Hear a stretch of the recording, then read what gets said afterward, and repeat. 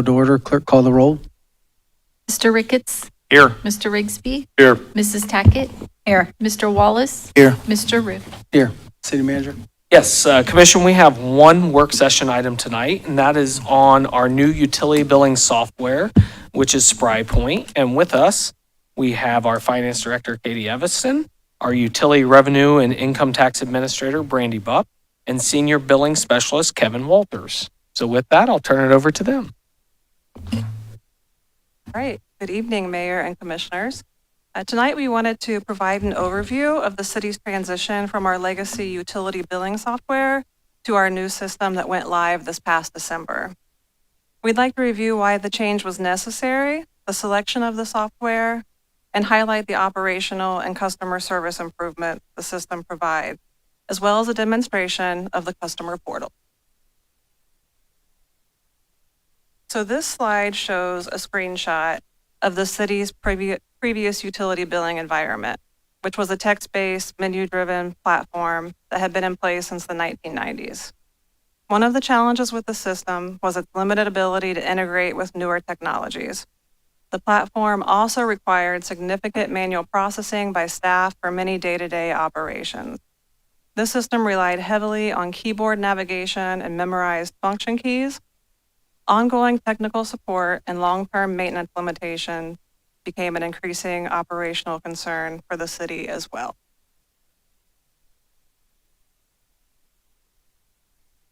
So based on those limitations of the legacy system, the city identified several priorities for a new utility billing platform.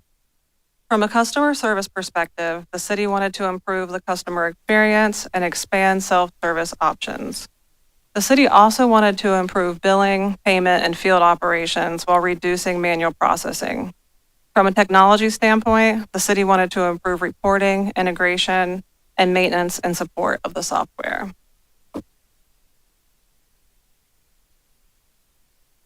The city issued a formal request for proposals for a new utility billing system and received 9 proposals.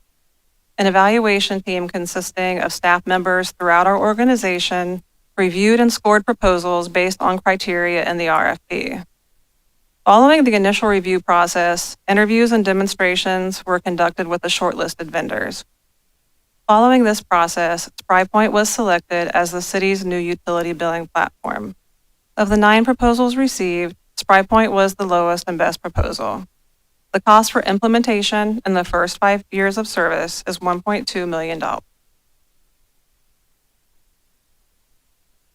So to provide a better understanding of the overall platform, I'll go over the different modules within the SpryPoint system and the role each one serves in daily operations. SpryCIS serves as the city's core utility billing and account management systems and has streamlined a number of billing and payment processes. It has eliminated the need for numerous manual file uploads and file transfers between systems when generating statements, reducing the margin for error. SpryMobile supports mobile field operations by replacing paper-based work orders with electronic service orders. Previously, field technicians had to return to the office throughout the day for new work orders, and office staff manually grouped hundreds of service orders by area. The new system includes an interactive map allowing technicians to complete work orders remotely by area, reducing manual data entry and improving overall efficiency. SpryEngage provides the customer portal and online bill pay access, allowing customers to view account information, billing history, and payment options online.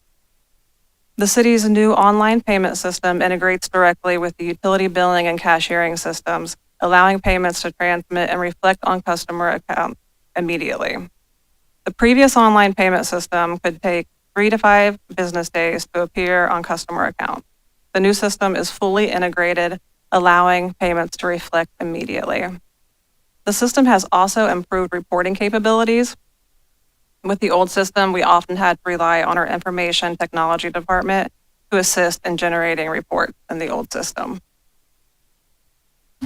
Overall, the implementation was a significant organizational effort involving utility billing, the city treasurer's office, information technology, field staff, service center staff, and the vendor implementation team.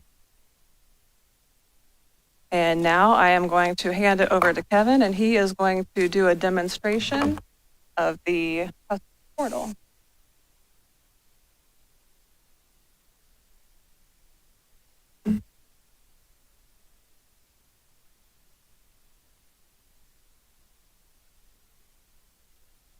Evening, Mr. Mayor and Commissioners. Brandy's already walked through why we upgraded to the SpryPoint software. I'd like to take a few minutes to introduce SpryEngage, which is a customer portal connected to our billing system. For today's presentation, I'll be using our test site so we can demonstrate the system without displaying any real customer information.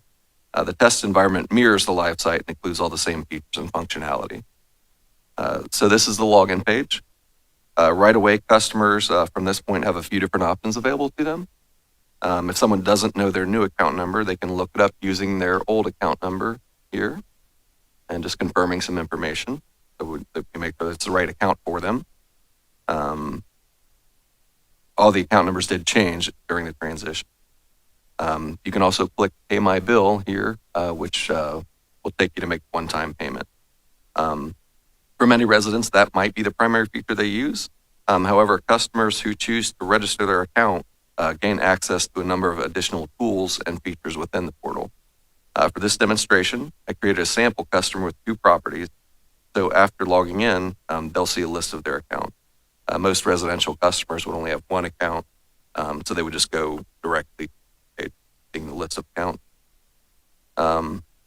One helpful feature to mention is that when you log in for the first time, you're offered a quick guided tour of the portal. The tour is optional, but it can also be accessed anytime once you get into the site. So we'll go ahead and sign in here. If this was my first time logging in, it would invite me to take the tour. Since I've logged in before as this customer, like I said, they have multiple accounts, so let's those. But you can also take the tour. Kind of hard to see, but up here is a little car icon. From here, I'll just highlight a few of the key features available throughout the portal. So from the home page, which is where we landed here, you can view account details, including balances, billing statements, and payment history. You can sign up for bill forecast alert here if your bill is expected to be over a certain dollar threshold. You can get the alerts by text message, email, both, however you prefer. You can also access all your linked accounts down here. You can actually link multiple accounts. I already have 2 here, but if this person bought another property, you could that account as well. They can all be managed from within the same login. Also have the option to enroll in and manage auto payments. We do encourage people to sign up for auto payment if that's it makes it easy. You're still going to get a notification that this amount will come out on X date. You'll know about it ahead of time, but it's just going to automatically out of your account, and it's free, no cost. You also have the option to enroll in or manage paperless billing if you're interested in that. Some usage, water summary down here, and then consumption information here. Not a lot of history since this is not a real account, but get the couple of tabs here on the side. Services, there's just a couple of options. Under form, we currently have just 1 form here. It's for leak adjustment requests, but additional forms could be added in the future as the city's needs evolve. Customers with multiple properties will have the accounts over tab here. And there's a lot of different places where you're going to see kind of the same information about your account. This one in particular, though, you can select 1 account or multiple. So you can see water or sewer volume, and then you can also see cost. So if you had 50 properties, you could select them all, and you could kind of get a sense of trends for forecasting. The financials section here, it's current account balances. Only 1 section there, it's billing, has current account balances, billing history, payment history, and then most of these kind of tables in the system, you're able to download. So, like I said, there's not a lot here, but if it was years worth, download all that pretty quick. Also a link here to make a payment as well. Profile. Here's where you can update communication preferences. You can add or remove contact method. You can grant guest access to, say, tenants, property managers, or other third parties. You could also track the status of submitted forms here.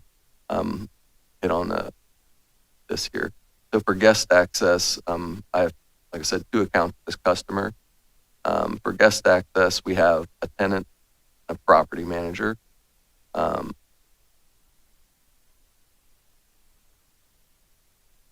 going to look at the property manager.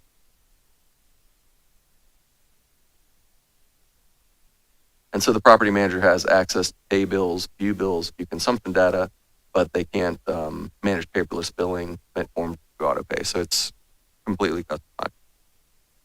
Back to file. So you can manage the alert subscriptions for this customer for the different accounts. We've set up a couple of alerts for there's a bill due. They're going to get a text message here. New bill, they're going to get an email here. And you can customize date range that you want to do for. Back to there is a, kind of covered all that. There's a help in FAQ, standard or common customer questions can be found there in answers. Provides quick guidance on using the portal. And then there is a contact us link. It's going to have our office number and information here. There's also a form that can be submitted. It goes directly to an email account that's monitored by our office by somebody different day. That's going to get to us quickly. Certainly attempt to respond as quickly as possible. So you can see our customers have a lot of options available within the portal. If they haven't already, we suggest they give it a try. And for anyone that is having a hard time with some aspect of the system, give us a call. We're happy to help. That's we take hundreds of phone calls every day, and we're happy to help walk people through any issues they may have. Also like to mention that SpryPoint regularly updates its software with new features, enhancements, and fixes. So we expect the platform to continue improving over time, providing a better experience for both our staff and customers. Thank you. Just to highlight as well, reemphasizing that signing up for paperless billing, we pay for postage. We're not immune to that. So a way to reduce costs for all of our ratepayers across the board would be to sign up for that paperless billing. Also highlighting here that the demonstration that we all just witnessed for the customer portal, that previously was not an option for our customers. There wasn't a portal for you to go out and be able to see your usage. One of the things that I just want to thank Commission and previous commissions for is the continued support of projects like this as we update our technology infrastructure. And really just to close out tonight's session, I want to emphasize the importance of what these projects represent for the future of the organization. Replacing and modernizing our core systems, which we've done post-COVID over the past 3 years. It's been a long stretch of updating systems. That includes our ERP system, our utility billing software, which we're talking about tonight, our platforms for our service center and community development, which is CityWork, and our payment systems. It's been one of the largest operational transformations that the city has undertaken in decades, so I don't want to lose sight of that. These investments are really about helping the city operate leaner and more efficiently while continuing to provide high-quality services to our residents. These tools help streamline operations, improve service, strengthen accountability, and ensure we're being good stewards of taxpayer and ratepayer dollars long term. I especially want to recognize staff across all departments involved, many sitting at this table, many in the audience. They've continued managing daily operations while learning and implementing entirely new systems, and that takes a tremendous amount of work and dedication behind the scenes. These improvements are already creating efficiencies across the organization. You've heard about many of those this evening, and they'll continue benefiting both staff and residents for years to come. So again, thank you for your support and investment in the future of the organization. And with that, we take any of your questions. Thank you. Have you thought about or have you had any sessions like at the library where you could do exactly what you just did for people that are interested in learning the system, the different system? That's certainly something that we consider. We also have or can consider, but we also have a demo available on our website at springfieldohio.gov as well. Yeah. What a great suggestion. Other comments or questions from commissioners? This also helped us become more transparent, help people see exactly what their usage is, get what they would call random bills. They get exactly. Certainly. Thank you. Thank you for, this was a huge under. Good job. Thank you. Thank you. Is there a motion to conclude the work session? So moved. Second. Been moved and seconded. Clerk, call the roll. Mr. Ricketts, Yes. Mr. Rigsby, Yes. Mrs. Tackett. Yes. Mr. Wallace. Yes. Mr. Rue. Yes, we will start in just a minute.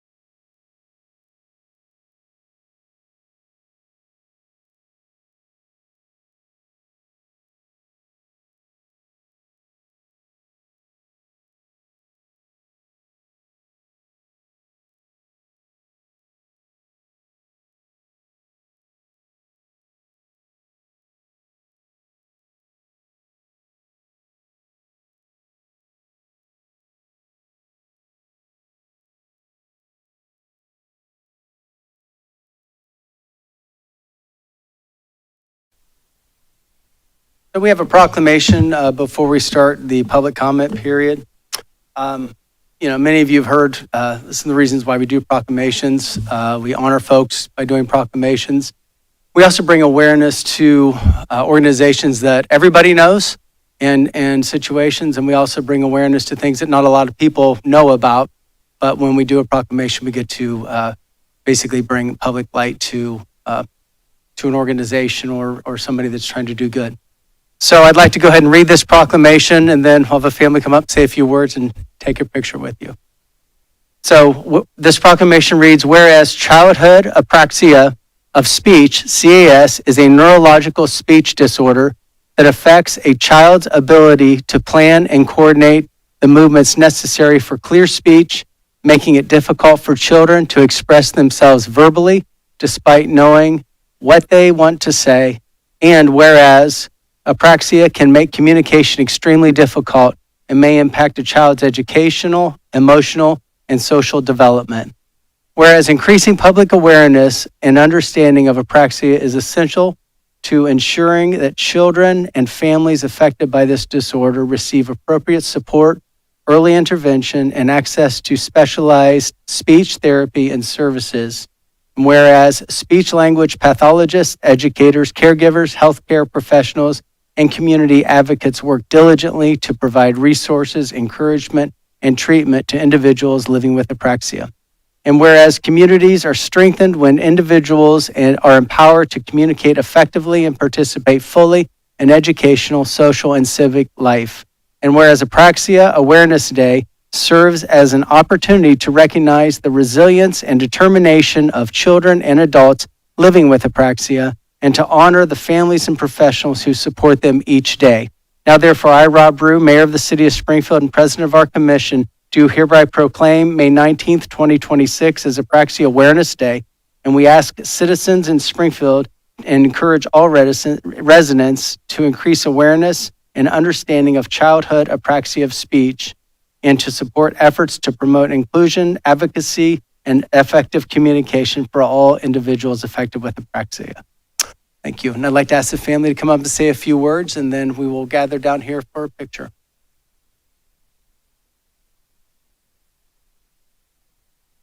Get right to that mic. Thank you. Good evening.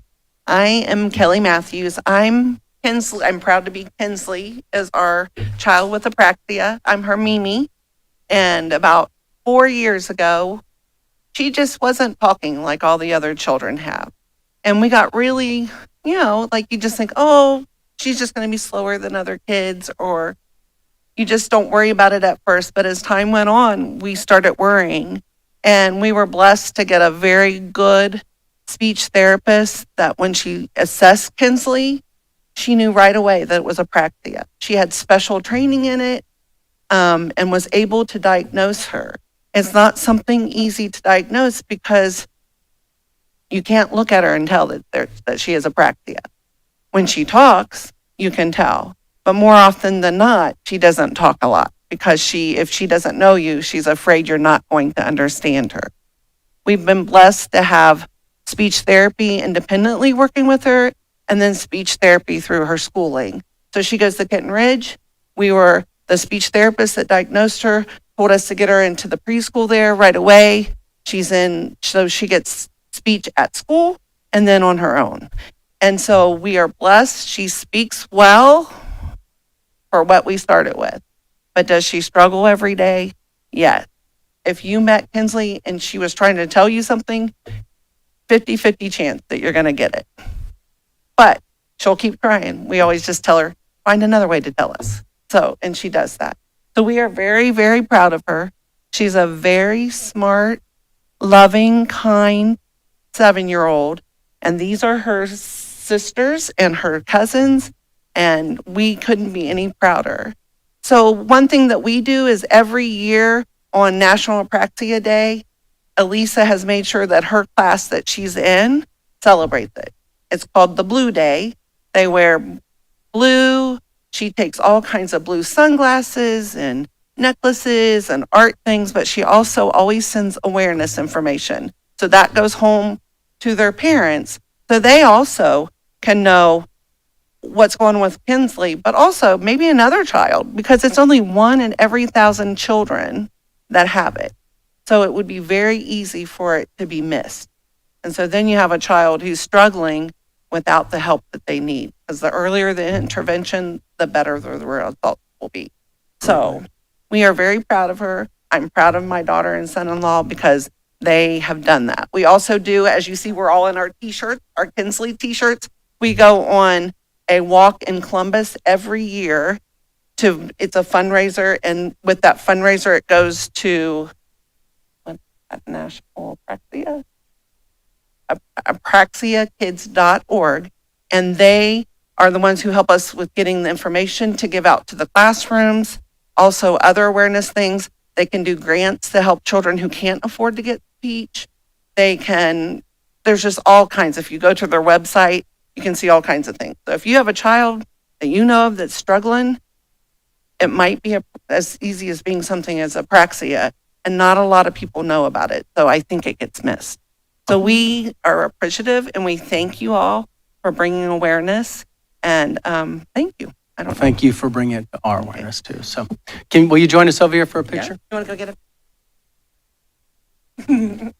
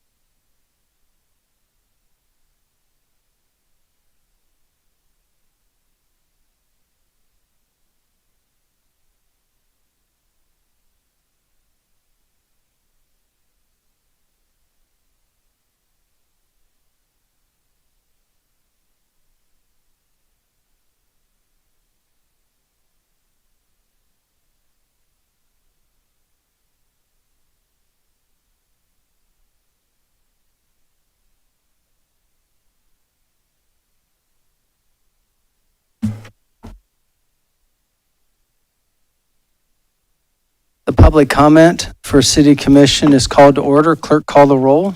Mr. Ricketts? Here. Mr. Rigsby? Here. Mrs. Tackett? Here. Mr. Wallace? Here. Mr. Rue? Here. The City Commission remains committed to creating a conducive environment for creating constructive and productive dialogue and engagement for the community.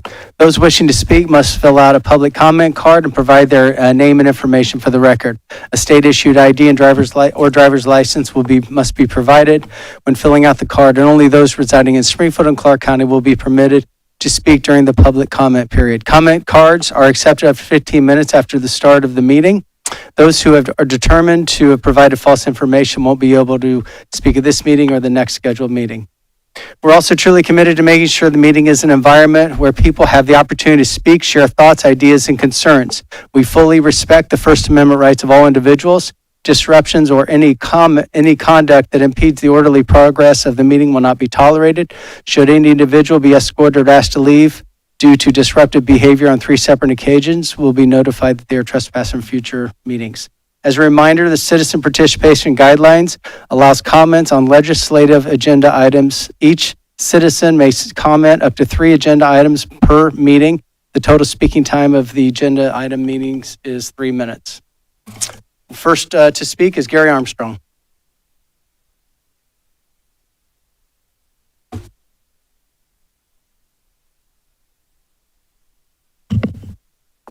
What brought me here 3+ years ago is seeking the truth. I'm just a citizen that had a grievance that has been ignored. Why? Because it's pretty blatant. The former commissioner built a 4-unit and you've done nothing in 4 years. You know what? And I've listened to so much stuff that's not the truth. And I learned 50, 60 years ago, liars have no value. They are either crooks or just perpetrators of something they want from you. And that adage or that truth is still today. And I see it in the federal government today. And why I can't look for protection from the people that got elected to protect us. Well, I knew this in the 90s. The people that get elected for commissioner, some of them are independent thinkers that want to do right and serve. And others just want to serve the people that are the force behind it. The rich people. Same people that hired or that went to the China with that crazy dude. They aren't about the people. They're about money. They're about filling their pockets. These people, we just want to be served by our charter, the laws, and be treated fairly, equally. And you don't do that. You don't do it. Then I saw, this is in line with my thoughts of the last 50 years, I saw on the internet, which has some good and some stupid shit. The further a society drifts from the truth, the more it will hate those who speak. George Orwell, damn it, Orwell, I read that. And now am I seeing all this coming true with AI? You guys, the people, the rich people, the chamber, the people, Rob, that you have gotten on board with, they want that. And is that good for the humanity of this town? I have a big doubt, and I don't think so, because it's just it's a tool for the rich. It isn't for the working people. You're going to put a burden on them. It's going to take us down, and it's going to destroy the economy that's already been destroyed. And I'd like to see somebody be truthful for a change and care. I love that little child, and we should all love children. I was thinking of my 4-year-old granddaughter when I saw her. So don't get up and tell me that you don't know he's got a 4-unit and do nothing and be a lawyer and violate your logics. That just is crazy stuff. Evan Hendricks.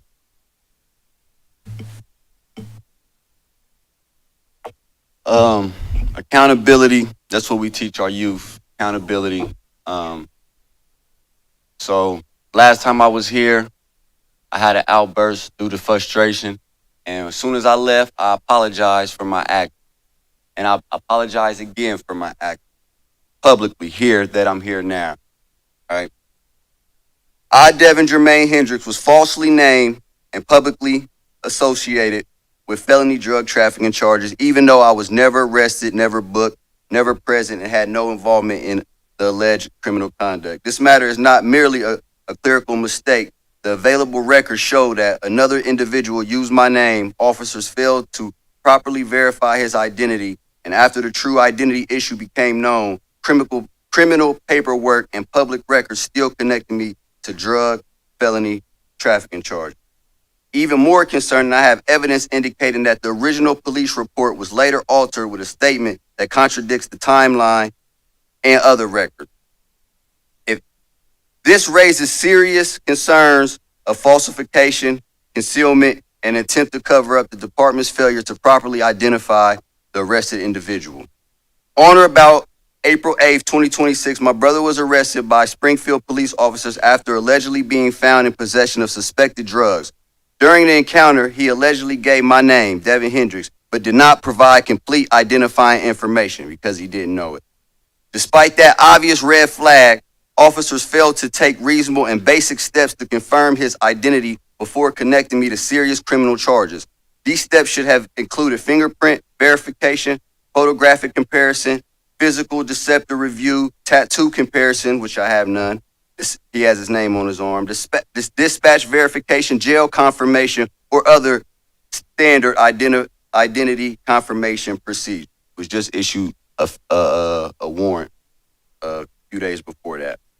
A court later dismissed the case after finding that another individual had used my identity. However, by that time, my name and reputation had already been damaged.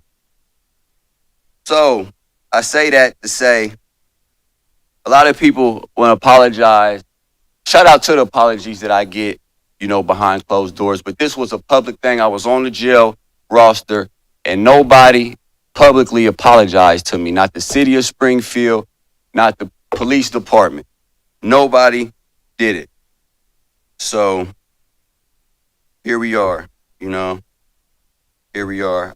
I've had public association with felony drug trafficking charges, damage to my name, reputation, and credibility, emotional distress, humiliation, embarrassment and anxiety, harm to my public-facing community work, damage to my professional and civic relationship. You know what I mean? I didn't do all of this to get here. I just wanted a simple apology.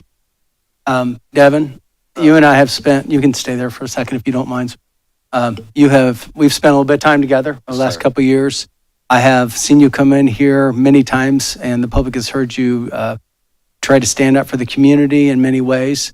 I don't know every detail of what you went through, other than it was a mistake, and I hate the fact that you went through it personally. And I'm sorry on just listening to your story and the misidentification and being shamed, being publicly embarrassed. That's terrible. And I'm sorry that happened to you, but I know that you're a good man. I've spent some time with you. I know you're trying to do good things out in this community, and I truly appreciate that. And I'm sorry that this mistaken identity has happened to you, and I hope that wrong can be corrected in some way. I mean that. Appreciate it. But, Means a lot. But we have spent time together, and I do appreciate what you're trying to do. I appreciate it. Melissa Rexroth?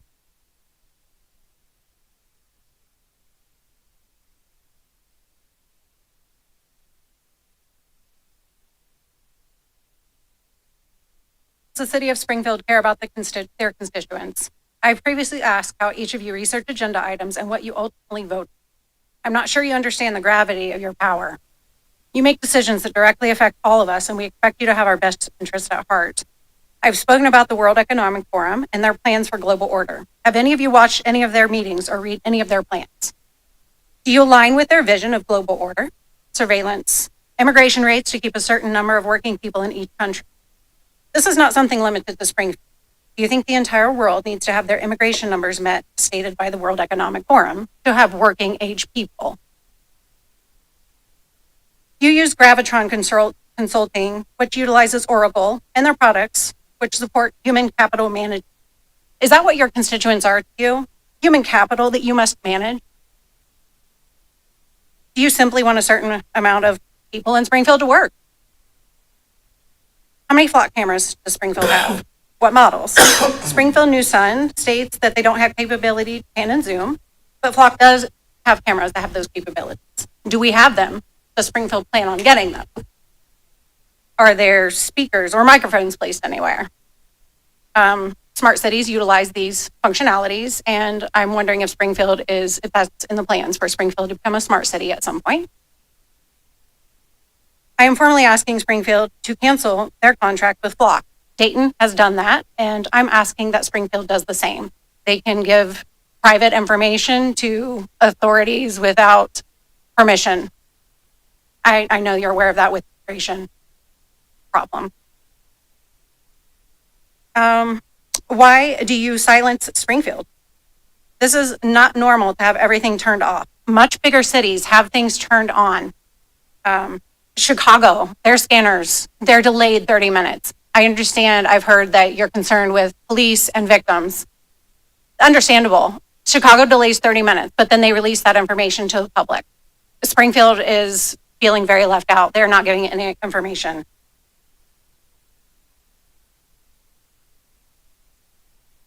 Why did Springfield make NOMC a nonprofit? Did Jobs Ohio have a hand in that? Jobs Ohio makes billions as a nonprofit from liquor sales. Springfield's been working closely with them. Is that why we've given so many liquor licenses, opened the Dora district? We can't see how Jobs Ohio spends their money. Will we be able to see how this NAMC nonprofit spends the profits that they make and what profits they make? What research was done before approving the tax abatement for the data center? This research has been out there. Springfield's electric water rates, they've both gone up. Again, I'm asking you, what are you doing to protect your constituents? Are you aware that many of them have gone without electric in their homes? Are you concerned about that? Thank you. Do you have any answers to these questions, City Manager? I was going to ask Chief Allison Elliott specifically on the flock camera program and the difference between what you saw happen just in Dayton versus we do have flock cameras in our community. I'll have Allison speak specifically, but again, to the specific incident that happened in the city of Dayton, our contract's set up differently, but. Yeah, good evening. Thank you, Mr. Heck, Mayor Rue, Commission. I appreciate it. Appreciate the concerns that are raised by the community.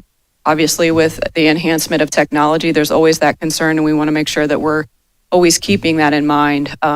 We do have 38 total flock cameras in our community placed through hotspot and data-driven identification. With those cameras, just in speaking with our command staff who handles the placement and the identification of locations and just the overall overseeing the project itself, our cameras do not have microphone capabilities or mic capabilities. We also do have safeguards in place as far as settings with Flock itself and the system itself with some of the things that you see in other communities, concerns on information sharing and things like that. Also, how long has our officers been wearing body cams? It'll be almost 2 years now. And that was done because a grant was available from the state that I believe you applied for. We were able to have some matching funds, I think. And also the desire was to be more transparent with the community that people would be able to see, because that information, once an investigation is complete, is available. Am I right about that? Yes. Like a 911 call is that information is available, right? You can make people can make public records requests for body camera footage.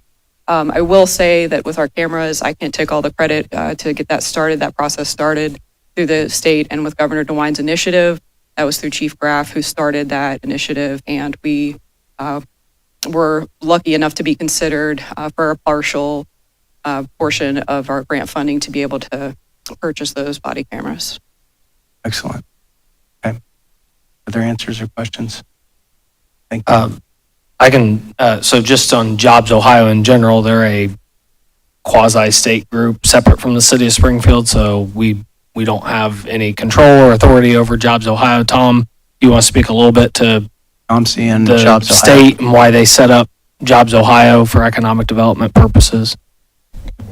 Well, I can just speak to our relationship with Jobs Ohio as the private economic development organization for the state. They've been really good at organizing the development effort of the state. We've tonight on the agenda is a $350,000 grant that the city is going to receive to assist in building a new fence out at the airport to support a mission of the Air National Guard. So supporting our military defense installations, helping support the attraction of those missions, as well as new jobs created as a result as well. So there's lots of examples there. I know there's a large public debate going on about the transparency of the organization. Like the manager said, that's really outside of our purview. So as a city and many cities across the state of Ohio, we're looking at how do we help advance economic development for our communities. The state of Ohio, whether it be the Ohio Department of Development or Jobs Ohio, those are the organizations that we have to work with. And so we appreciate the work they're doing. We understand there's a larger topic of conversation going on about the transparency of that organization, but we certainly have enjoyed our relationship with. Thank you. And then I was going to have Katie speak on the Oracle side and the human capital management piece and the software that we utilize. Certainly, specifically for Oracle HCM, this was part of our ERP implementation. For the city, Oracle HCM helps automate and standardize processes that were previously manual or spread across multiple systems. For us, that includes payroll processing, employee onboarding and personnel records, time cards and leave management, performance evaluations, benefits administration, position control, and compensation tracking. So in simple terms, the system that helps manage the city's employees from hire to retire while improving accuracy, accountability, reporting, and efficiency. And part of the efficiency is to save money for the taxpayers. If we don't put these systems in place, from my understanding, correct me if I'm wrong, it will cost more to operate the city. So I'm just saying, I think that's the reason. I want to make sure. Data centers are a continued concern for all folks that are paying attention to it. We are. And so there's nothing before us right now for a data center, but it is a concern. And I think the responsible use of natural resources is important. So I want to say that openly as well. Thank you. Diane Daniels. Hi, good evening. Just like to touch on a couple of things and probably be a little short-winded, maybe long-winded. It depends. I watch a lot of city commission meetings, council meetings, where it's the way we organize it with the city manager being in charge and the mayor being more or less just kind of like the mouthpiece. And I also watch a lot of city commission meetings where the mayor is in charge. And what we're doing here is vastly different from probably 99.9999999% of the other city commissions. Prior to August of 2023, we had a pretty open forum, which is what this is. This is a forum, an opportunity for citizens to exercise their First Amendment, but also to redress their grievances in person to their governing body. First and foremost, let me remind you, and I think we always forget that you're my employee. I pay you. I'm your boss. Thank you for the $5.47 an hour. You got it, baby. I know I don't pay you enough, but if you were the real mayor, we'd do it differently. So prior to August of 2023, folks were happy to come down here, address their grievances, talk, chat, carry on, maybe have a conversation. I remember David Thampern having conversations with Mayor Copeland, which got a little heated, but also got the air clear. And those were always fun to watch. But both of them walked away with smiles on their faces. Well, David, not so much. But I miss that. I miss that opportunity to have a give and take. And now what do we got? Well, we've got 3 minutes. But prior to your 3 minutes, you basically give your little speech, your sermon, and tell us what we can and cannot do, and then intimidate us. If we have a little outburst, a little emotion, well, you get escorted out. If you do it 3 times, then you get a letter of trespass. Well, that's a pretty open statement. You're going to get a letter of trespass. Is it 1 day, and then the next time you do it, you get 2 days, or what is that? So when I got mine, when I was surprised that I had 6 days, I was kind of hoping for 1, but I got 6 city commission meetings. So there's a problem right there. And if you want us to have an open-ended conversation, then something needs to change.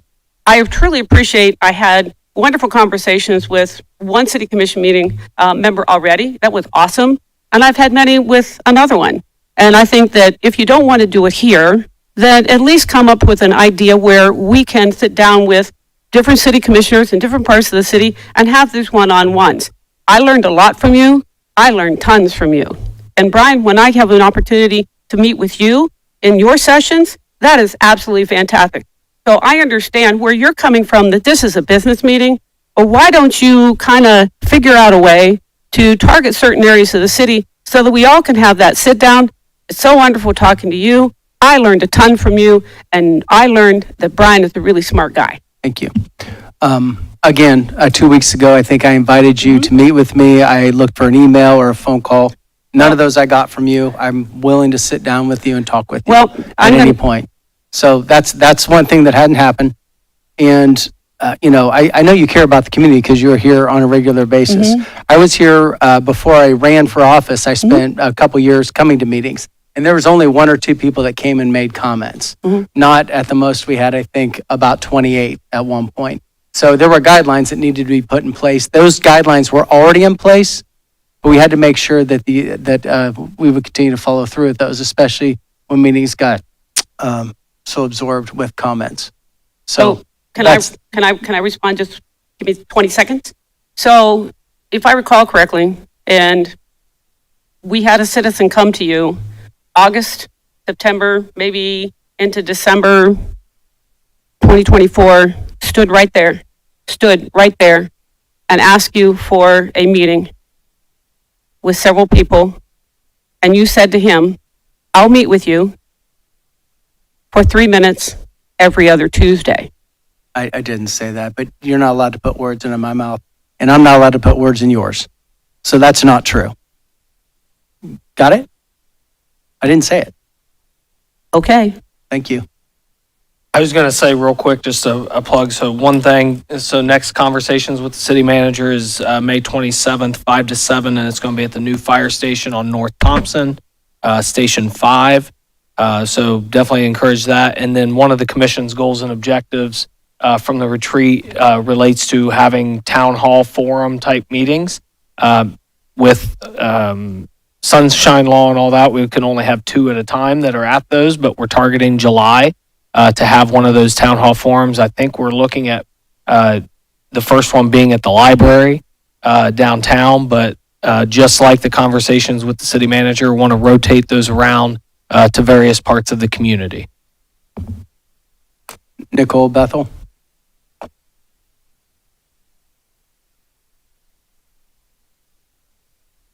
According to WYSO, Vulture will be. And would you mind speaking down the mic? Thank you so much. According to a WYSO, Vulture will be leasing out 2 mega data centers in the property that they have right now.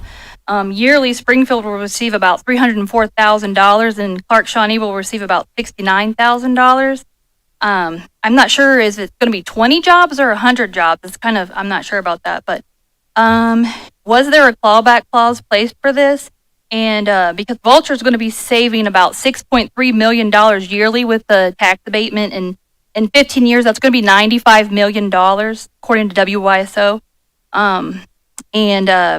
Will these clawback clause reviews be public knowledge? And then let's see, I am under the understanding that there should be an engineering acoustic modeling assessment that Vulture and 5C are to submit. They're to prove that they can provide a 55 decibel limit at the property line and 45 decibel limit near the residence. Will this be available to the public? I'm formally requesting that this will be done. Will the city be monitoring these sounds, and will you be testing these? Will you be checking the water around the area, the aquifer? The aquifer also feeds our Finn. Gallagher Finn is the state nature preserve. It's 4 miles away. A small imbalance of pH, temperature, water level can have detrimental effects. Has Vulture provided the safety data sheets of the chemicals that they will be using for their blowdown process? And are we going to have public knowledge of that? Let's see. And are you aware of, May 17th, PJM, which is the supplier, the wholesale supplier of the market across Ohio. They work with AEP, First Energy, and Duke Energy. They sent a letter to the Secretary of Energy requesting an emergency order under the Federal Power Act. They're saying that we are in an emergency alert level 3, and they're requesting power. There could be load shedding and control outages. And let's see, they're contributing a lot of this to the data centers. So it's a big deal, and we are in big trouble when these data centers start rolling out because it's going to affect us bad. So what are we planning on doing to stop this or monitor this? And you can't say you didn't know they were going to get big. I can't even build a fence in my yard without getting a permit. So I know that you are aware of what's going to happen. And they're going to be using 150 megawatts. 45 megawatts powers 30,000 homes. And Springfield has about 30,000 homes. So that's going to be triple the amount of electricity. Ohio Edison had to build extra grids just to support these data centers. And the citizens are paying for that now. Our electric bills have tripled. So, do we have any answers that you could help her with, or Tom? Yeah, real quick on the clawback language, all of our economic development agreements have clawback language if they don't meet job and investment requirements as laid out in there. Those are all public documents, and we can make those available to you, and we can actually put something out on our website that just lists or has all those documents associated with that. And then Tom Franzen back there, I'm going to have him talk with you and get a list of all the things that you mentioned tonight. And then that way, the things that we do have, we'll make those available to you. And if there's other things that we can get you in connection with, we'll definitely do that. So Speak to the noise ordinance, the noise level that they're supposed to abide by, and how is that tested? yeah, there's a general noise ordinance in the city that certain decibels, and it can't go beyond specifically in the residential areas and stuff. So if there is those high decibels and complaints are received, we do have to go out there and we do investigate on whether those noise issues exist, and then look for a remedy, or the company would be asked to look for the remedy of that noise pollution or the noise issue. Thank you for bringing it to us. Mike Lyons?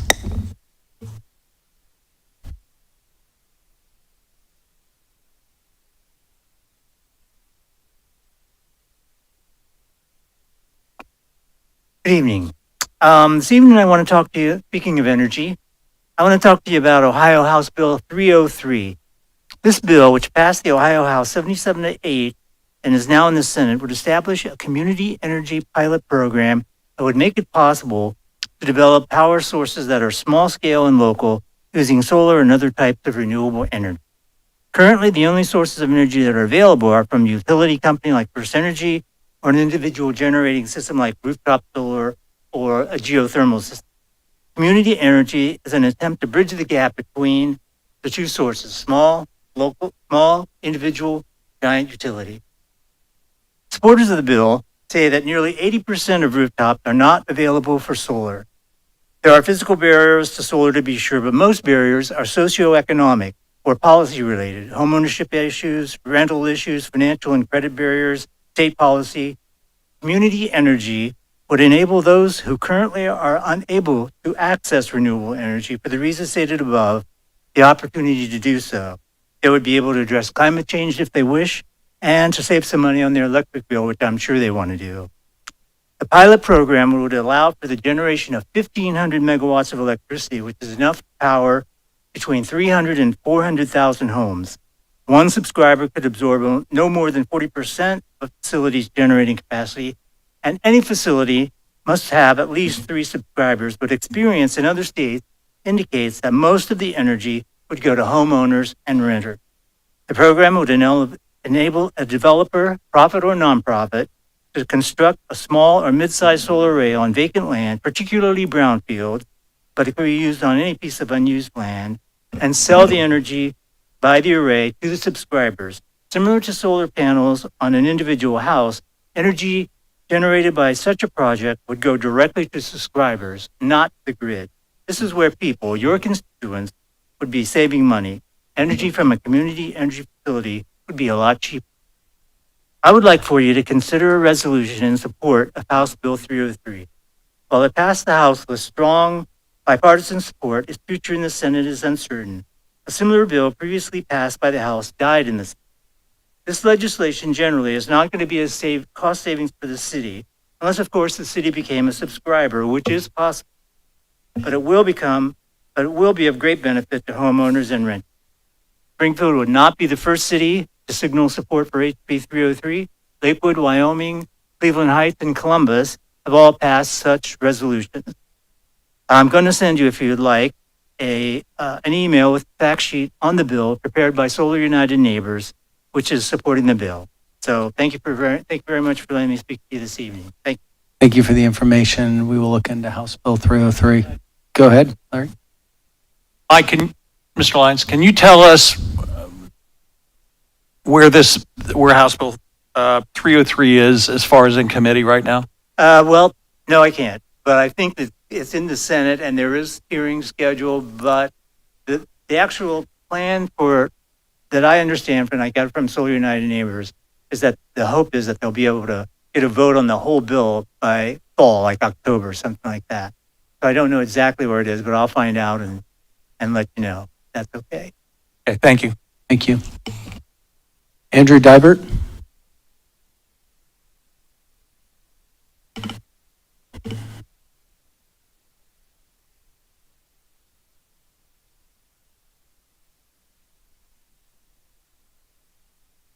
We're doing this evening. Okay, thank you, commissioners. Thank you, Mayor, for listening, letting me be here tonight. Thank you to all the citizens for listening and everybody that spoke up about trying to help the community, even honoring the speech therapy. You know, it's nice to see some good things, but I want you to remember right now about that little child with what I'm about to say next. So what I'd like to ask for the commission tonight is to make a motion, one of you, to suspend the rules and take an emergency vote and introduce an emergency measure tonight to fund temporary emergency sheltering for the people and the families that have children and everyone else at the shelters that we all know are about to close. Now, leaving even one single mom with children and they get tossed out with nowhere to go, we've all failed. And you've all failed the children that were just here you took a photo with. I mean, I understand money's tight, but we can figure a way to make up the funds later this year. Now, on a personal note, I'd like to say, under Article 1, Section 10A of the Ohio Constitution, I am asserting my protective rights as a victim of a felony hit and run. The prosecutor dismissed my case without consulting me or allowing me to be heard. This is a direct violation of Marcy's Law, ORC 2930.006, which mandates my right to confer with the prosecutor before dismissal.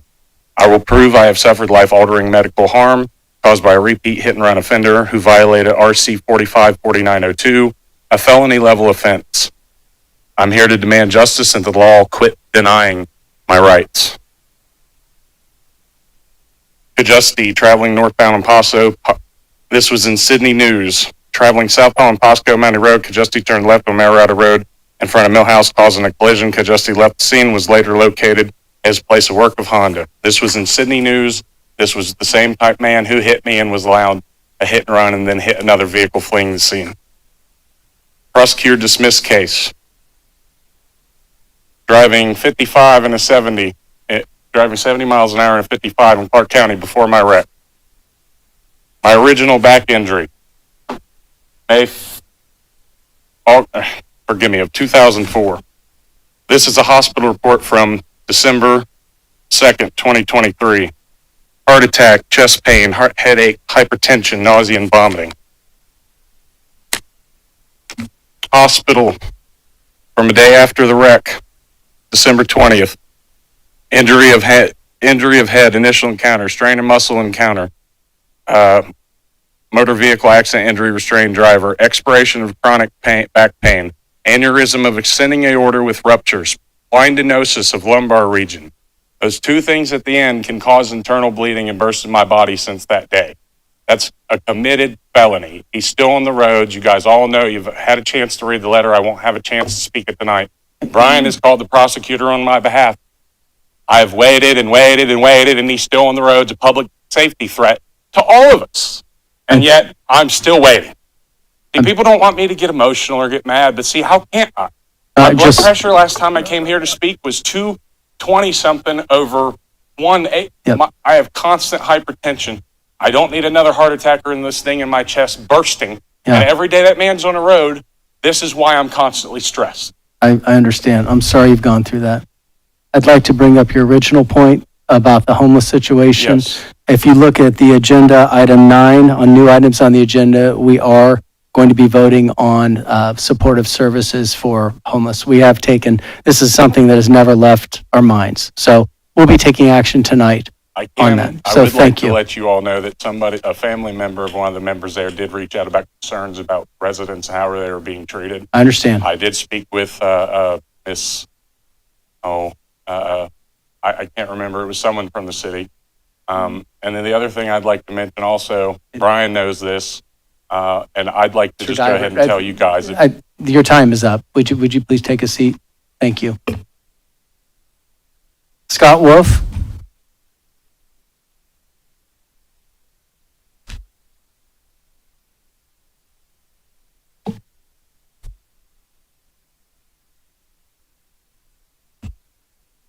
Good evening, Mayor Rue, commissioners, staff, citizens.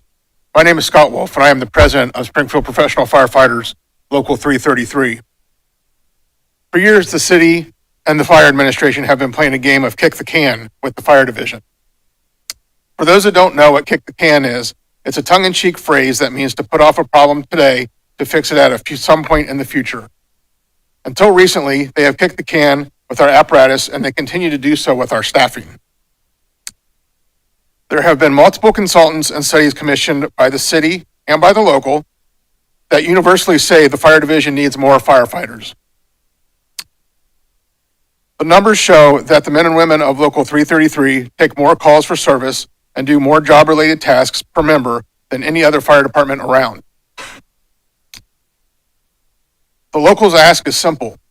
Increase the budget that would allow Mr. Heck and Chief King to hire an appropriate level that will allow us to maintain adequate service delivery without major reliance on overtime. The local understands that the city cannot flip a switch and take our staffing where it truly needs to be. It will be a process and it will take time, but now is the time to start the process. We need to stop kicking the can. Now is the time for safe staffing for Springfield. Thank you. Thank you, Mr. Wolf.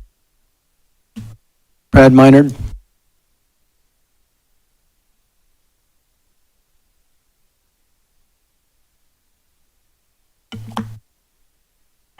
Mayor, city commissioners, city staff. My name is Brad Minard, and I'm incredibly proud to stand here tonight as a graduate of the inaugural class of the local Citizens Government Academy. While I'm standing here tonight representing myself and my own experience, I know I speak for many of my classmates when I express my deep gratitude for this program. First and foremost, I want to say a massive thank you to the city leadership, the administration, and every single department head and staff member who helped put this academy together. For 10 weeks, you didn't just open your doors to us, you gave us an unfiltered, behind-the-scenes look at how our city actually operates. From heavy budgeting to infrastructure, public safety, community development, you laid it all out. More than that, I want to thank you for your patience. We brought a lot of tough questions to the table every single week, and you didn't dodge a single one of them. You answered us with transparency, data, and genuine honesty. That open dialogue built a bridge of mutual respect and trust. Going through this program completely changes your perspective. It taught us that if you want to see real, lasting change in Springfield, there's a blueprint to follow. You learn how the system works, you meet the decision makers, and you collaborate on a solution. That is how things get.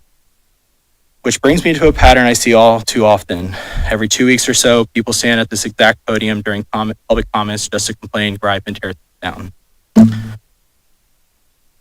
But if you truly care about the future of the city, let me challenge you. Stop just venting in this microphone and actually step up. If you want to be part of the solution instead of just shouting about the problems, this academy is the opportunity to do it.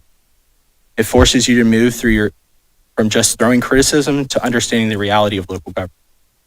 For anyone listening who wants to make a real impact, the next Citizens Government Academy is coming up this fall. Keep your eyes glued on the Springfield City Government website over the next couple months for when the application's open. And I would strongly encourage every single citizen to sign up. Thank you again to the city staff for a phenomenal inaugural program, and I am incredibly grateful for the time and effort you have put in it. Thank you.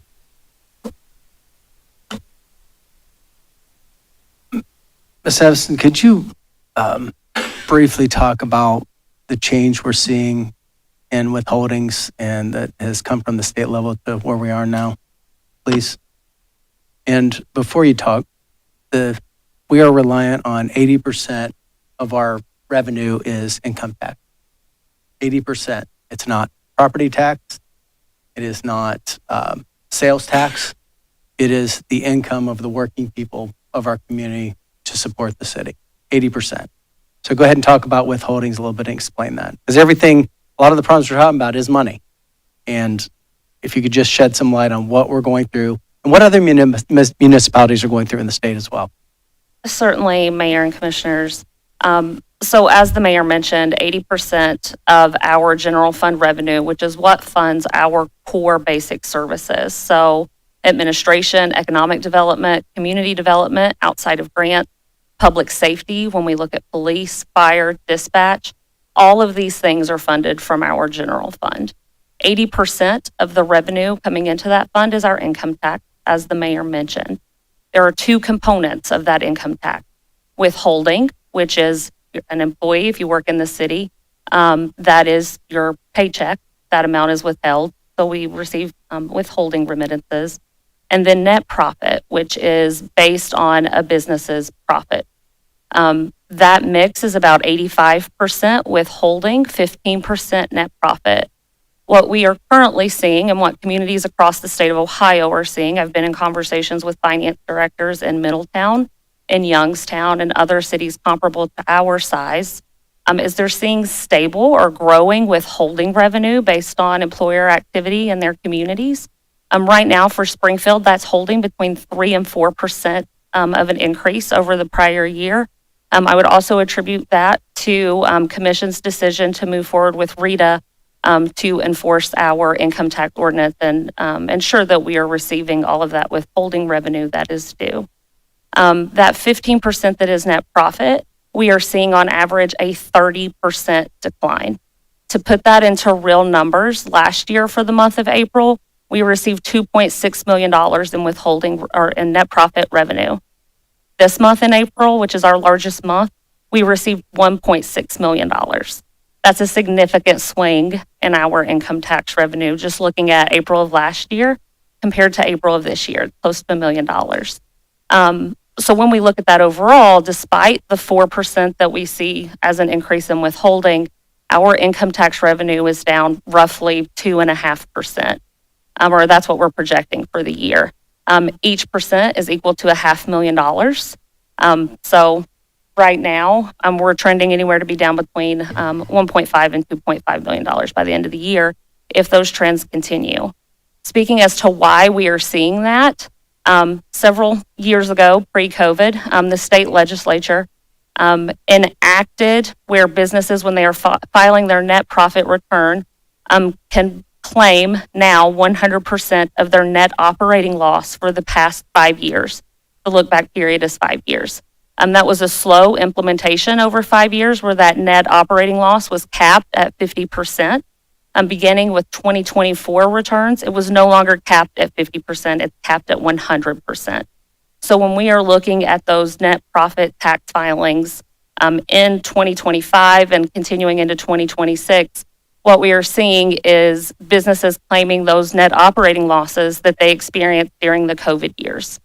What's currently on the slate with the state and something to advocate for to all of your representatives is they are looking at removing that 5-year look back period to make that essentially never ending. You can look back as long as you've been in operation and claim your net operating loss.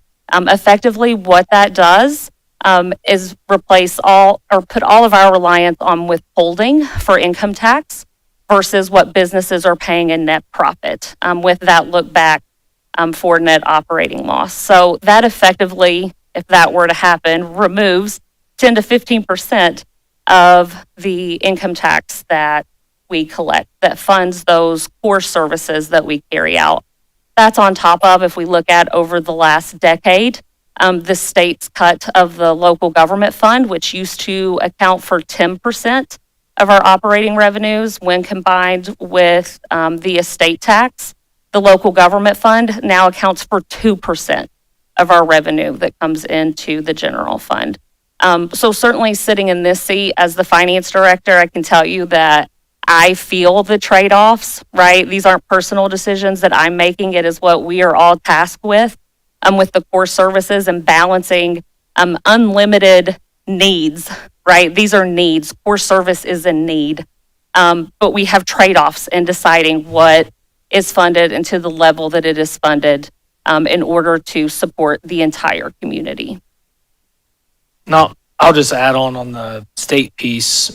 If just as a reminder and history lesson, the state of Ohio, when they enacted their income tax back in the 60s, 70s, the local government fund was a promise that they were going to put that money back locally. And so they continue to pull those funds back to the state.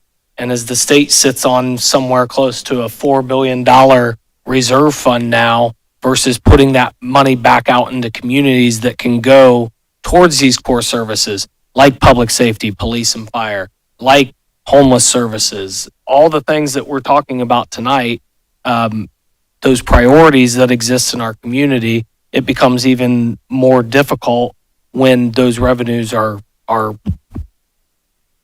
taken by the state. So please don't ask questions from where you're sitting.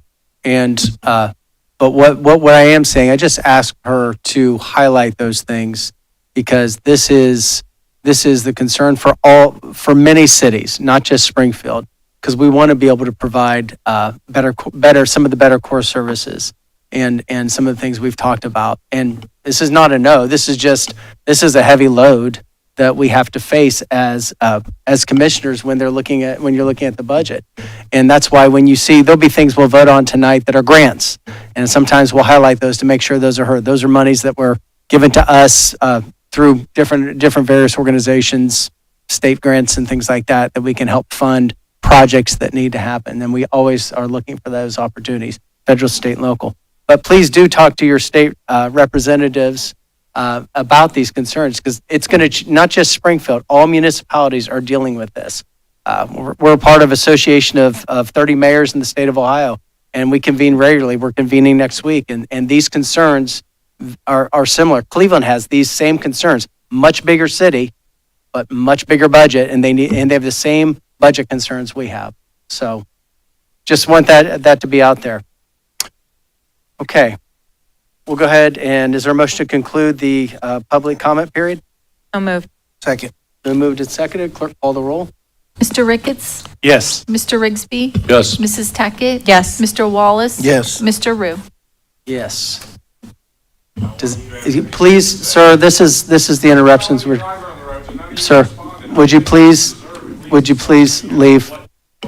You're dismissed. I've asked you twice. You're dismissed. Thank you. I want to listen to you. We can meet at a different place. I'm Club Justice, not behind closed doors. I don't want to meet you behind closed doors. We will meet publicly. Thank you.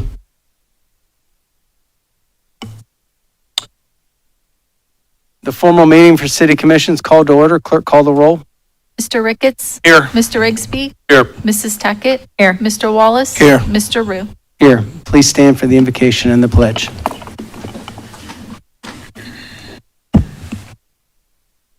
God, we thank you for Springfield. I ask for your peace in our community. I ask for wisdom as we make decisions for our community tonight. In your name, amen. Pledge allegiance to the flag of the United States of America and to the republic which is one nation under God, indivisible, liberty.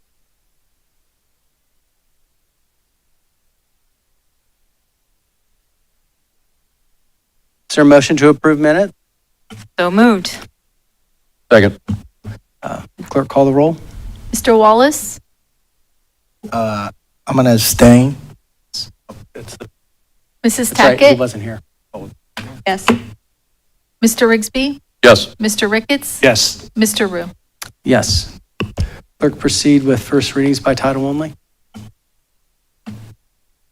Authorizing the city manager to enter into a grant agreement with Jobs Ohio to reimburse the city in an amount up to $350,000 for the construction of a security fence at the Springfield-Beckley Municipal Airport, and authorizing the city manager, director of finance, and law director to perform all acts and execute all documents considered necessary to fulfill the city's obligations under said grant agreement and to comply with all relevant local, state, and federal legal requirements.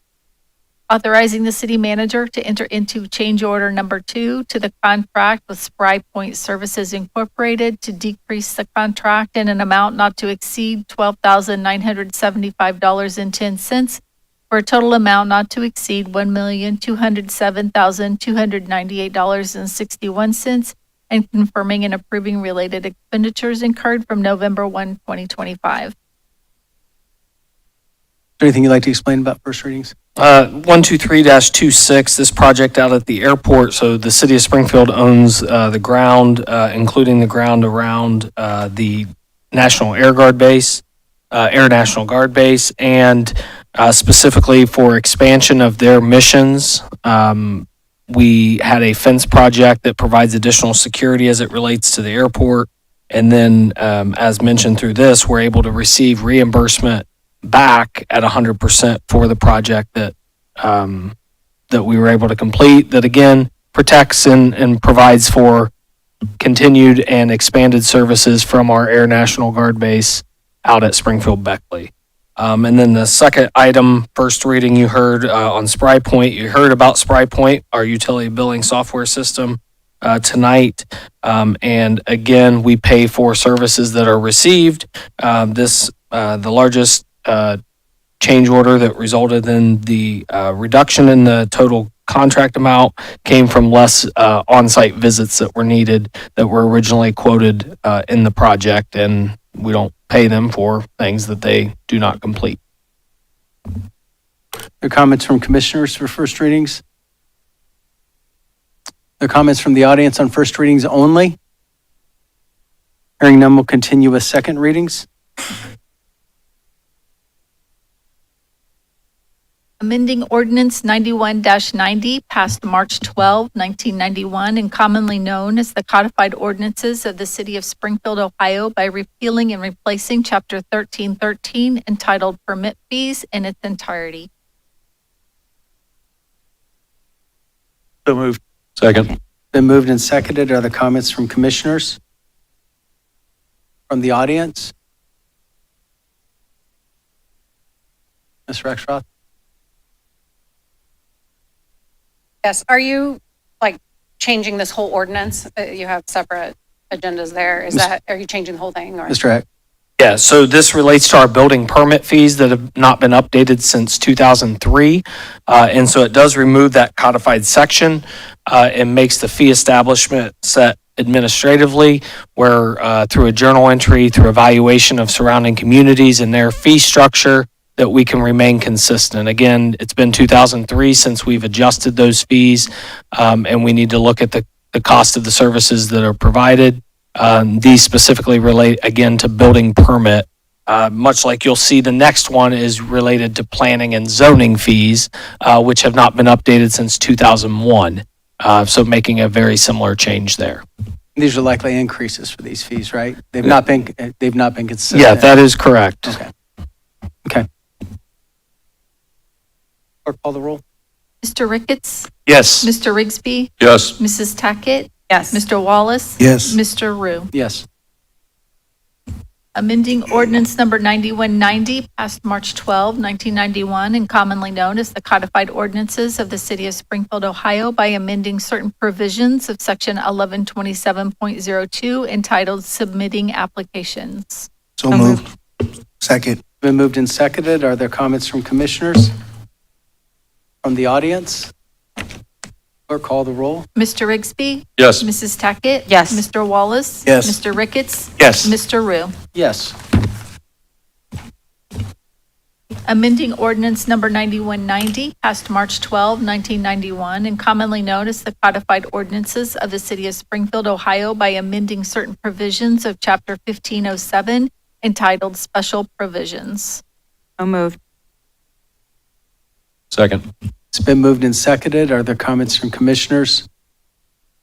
From the audience? Clerk, call the roll. Mrs. Tackett? Yes. Mr. Wallace? Yes. Mr. Rigsby? Yes. Mr. Ricketts? Yes. Mr. Rue? Yes. Authorizing the city manager to enter into an agreement with Life Safety Inspection Vault LLC to implement a fire inspection software as a service platform at no cost to the city. So moved. Second. Been moved and seconded. You want to speak to this again, please? Yeah, in the previous item and this item are really related as it relates to inspections involving fire alarms, suppression systems, range hoods, and so forth, that would be a part of a commercial facility. And so specifically what we're doing here is creating a more efficient process by requiring these inspection service companies to upload their reports. So when they go out and inspect a hood, a range hood, and they certify that it is okay to operate and sticker that, they then have to go back and submit that report. And our fire rescue division will have immediate access to those reports and make sure that that business remains in compliance and operation. And so the first item was addressing that those companies would have to upload that. And then the second item is the actual software company and software that we will utilize so that we can have access to those reports. The only thing I will add is one question you'd asked last time about our false alarm reports. So that's roughly 4% of our call volume, which last year amounted to just under 800 calls. That's a And lot. then this year it's already almost at 300 of false alarm calls that we have read. So out of the nearly 20,000 calls we're on track for this year, 4% of those were projected to be false alarm calls. Correct. So what we're hoping with this software is we're going to reduce that. That's great. Thank you for providing that information. Yes, sir. Other comments from the audience? Clerk, call the roll. Mr. Wallace? Yes. Mr. Rigsby? Yes. Mr. Ricketts? Yes. Mrs. Tackett? Yes. Mr. Rue? Yes. Authorizing the city manager to enter into a development incentive agreement, single-family residential development to provide for sewer services to real property outside the city limits located at 1741 Theron Road. So moved. Second. It's been moved and seconded. Are there comments from commissioners? From the audience? Clerk, call the roll. Mr. Rigsby? Yes. Mr. Ricketts? Yes. Mr. Wallace? Yes. Mrs. Tackett? Yes. Mr. Rue? Yes. Authorizing the city manager, law director, and the city engineer to do all things necessary to release a portion of the performance bond posted with the city in connection with the Sycamore Ridge Phase 1 subdivision in proportion to the amount of public improvement work which has been completed. So moved. Second. It's been moved and seconded. Are comments from commissioners? From the audience? Yes, so all of our public infrastructure projects involved with housing developments, specifically this is Sycamore Ridge, which is out at the corner of Burnett and Leffel. We require a bond to be in place that protects the full amount of the investment of public infrastructure, road, water, sewer, all those utilities and so forth that are part of the development. As the developer is completing major portions of that public infrastructure work, they can reduce that bond value. And so specifically here, we will reserve back a little over $200,000 in a bond for final course asphalt, some signage work, some ADA ramps that still need to be completed that would cover. So if that developer goes away, we would be able to pull that bond and complete the public infrastructure work that was completed. But this allows them that they don't have to carry that full amount because they've had, the first course of asphalt's done, utilities are installed. They can start, as those are inspected and signed off on, they can reduce that overall bond amount. Other comments from the audience? Clerk, call the roll. Mr. Ricketts? Yes. Mr. Wallace? Yes. Mrs. Tackett? Yes. Mr. Rigsby? Yes. Mr. Rue? Yes. Approving and authorizing the execution of a tax increment financing cooperative agreement by and among the City of Springfield, Ohio, West Central Ohio Port Authority, Maple Grove Investments of Springfield LLC, and Argent Institutional Trust Company to provide for development in the city and declaring an emergency therein. So moved. Second. It's been moved and seconded. You want to go ahead and explain this in detail, please? Yeah, again, so this is an existing TIF that it covers the Maple Grove residential development. This is the development right across from Walmart on the east side of the community. Ryan Holmes, I believe, is the builder.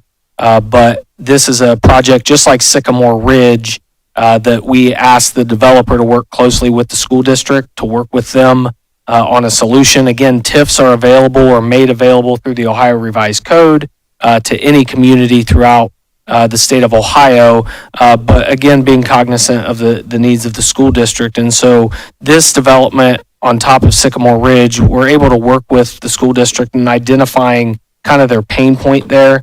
One of those pain points being over time, the school district is going to get new valuation and increased dollars, but they have to start planning before maybe they see additional enrollment, buying a bus, adding classrooms, those types of things. And so Maple Grove and the developer there was able to work with the school district to provide upfront payment as it relates to the school district so they can start investing in some of those improvements now. Thank you. Comments from the audience? Clerk, call the roll. Mr. Wallace? Yes. Mrs. Tackett? Yes. Mr. Ricketts? Yes. Mr. Rigsby? Yes. Mr. Rue? Yes. Authorizing the city to retain membership in the Ohio Benefits Cooperative Incorporated Regional Council of Governments to participate in its OBC Medical Purchasing Cooperative, and authorizing the city manager, law director, director of finance, and the human resources director to do all things necessary for compliance with OBC bylaws and the Jefferson Health Plan agreement, all to provide medical and prescription drug coverage benefits for the city's employees for the period of July 1, 2026 through June 30, 2027, authorizing expenditures necessary to fulfill the city's obligations under the said bylaws and JHP agreement, finding a real and present emergency pursuant to section 145.02 of the city's codified ordinances and declaring an emergency therein. So moved. Second. It's been moved and seconded. I know that was pretty explanatory, but give us more. Yeah, so nuts and bolts, this is for our health insurance coverage that we offer to our employees. And that runs on that July 1 to June 30th calendar. And so we're in that renewal phase right now. With the 2026 budget, we had anticipated an increase potential of 10%. With this, we were able to see only a 4.25% increase on those healthcare benefits. Members, going with this cooperative and being a part of this has helped the city, specifically when we went to a self-insured pool. But also the other member communities were seeing north of the 7% range. So for us to be in the 4.25 range is very good. Comments from the audience? Clerk, call the roll. Mrs. Tackett? Yes. Mr. Ricketts? Yes. Mr. Rigsby? Yes. Mr. Wallace? Yes. Mr. Rue? Yes. Authorizing the city manager to enter into a contract with the Shelley Company for the Rehabilitate Tie-Down Apron Construction Project at the Springfield Beckley Municipal Airport for an amount not to exceed $459,960 and declaring an emergency therein. So moved. Second. It's been moved and seconded. Are comments from commissioners? From the city manager? Just to say, again, a $459,000 project out at the airport that is an improvement that is needed and necessary. We were able to secure an ODOT grant that pays for $436,000 of that. So for a $460,000 project, to have $436,000 reimbursed from the state of Ohio, investing in our infrastructure here locally is critically important. These projects would not happen without these grant opportunities. Excellent. From the audience? Clerk, call the roll. Mr. Ricketts? Yes. Mrs. Tackett? Yes. Mr. Rigsby? Yes. Mr. Wallace? Yes. Mr. Rue? Yes. Authorizing the city manager to enter into a contract for the Service Center Clear Story Roof Replacement Project with JMD Architectural Product for an amount not to exceed $269,000 and declaring an emergency therein. So moved. Second. Been moved and seconded. Why are these emergencies? Chris, you want to speak specifically on the roof project here? The Clear Story roof was budgeted this year. It's a 25-ish-year-old roof. It was damaged in the windstorm back in March. Portions of it are missing. It is leaking. And the lead time on materials, it's going to be very close to even get it here before winter, to get it secured before winter time. The reason why I asked is because emergency ordinances, obviously, it takes a supermajority, 4 votes, to pass these. And when there's several on the agenda, I'd like to make sure that why they're appearing the way they are. Thank you. Other comments from the audience? Clerk, call the roll. Mrs. Tackett? Yes. Mr. Rigsby? Yes. Mr. Wallace? Yes. Mr. Ricketts? Yes. Mr. Rue? Yes.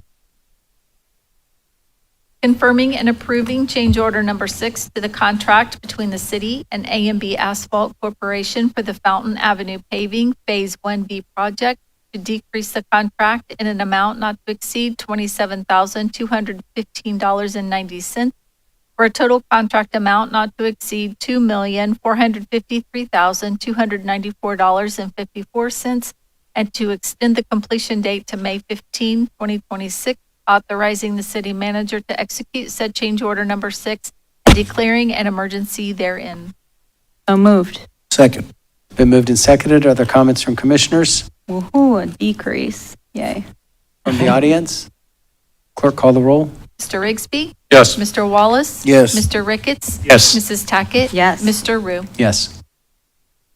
Confirming and approving change order number 4 to the contract between the city and A&B Asphalt Corporation for the 2025 paving project to increase the contract in an amount not to exceed $57,922.42 for a total amount not to exceed $1,933,984.32 and to extend the project completion date to May 8, 2026, authorizing the city manager to execute said change order number 4 and declaring an emergency therein. So moved. Second. It's been moved and seconded. Are there comments from commissioners? From the audience? Clerk, call the roll. Mr. Wallace? Yes. Mr. Ricketts? Yes. Mrs. Tackett? Yes. Mr. Rigsby? Yes. Mr. Rue? Yes.